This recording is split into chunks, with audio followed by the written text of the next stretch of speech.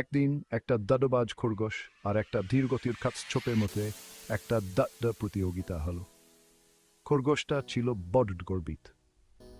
সে ভাবত, আমি সবচেয়ে দ্রুত, কেউ আমার সাথে পাল্লা দিতে পারবে না। একদিন সে কাঠছোপটাকে দেখে হাসতে হাসতে বলল, ওরে বাবা, তুমি তো ধীরে ধীরে চলো, চলো না আমরা দাড্ডা দেই, দেখি কে আগে পৌঁছায়। কাঠছোপটাও হাসি মুখে বলল, ঠিক আছে চলো। দাড্ডা শুরু হলো। খরগোশটা ছটফট ছুটে কচ্ছপটাকে অনেক পিছনে ফেলে দিল। তারপর একটা গাছের ছায়ায় গিয়ে বসে পড়ল। কচ্ছপটা তো এখনো অনেক পিছনে, আমি একটু ঘুমিয়ে নিই। কিন্তু কচ্ছপটা সে ধীরে ধীরে হলেও একটু একটু করে এগিয়ে যেতে লাগলো। সে জানতো খরগোশের মতো দ্রুত দৌড়াতে পারবে না, কিন্তু একটু একটু করে হলেও সে চলতে থাকবে, থামবে না।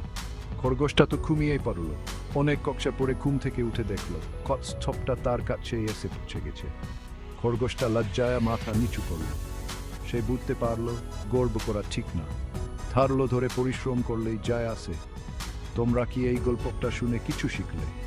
মনে রাখবে, গর্ব করলে হবে না, সবসময় ধারলো ধরে কাজ করতে হবে, তাহলেই সফল হতে পারবে। তোমাদের কি গল্পটা ভালো লাগলো? কমেন্ট করে জানাও, আর তোমার বন্ধুদের সাথে গল্পটা শেয়ার করো।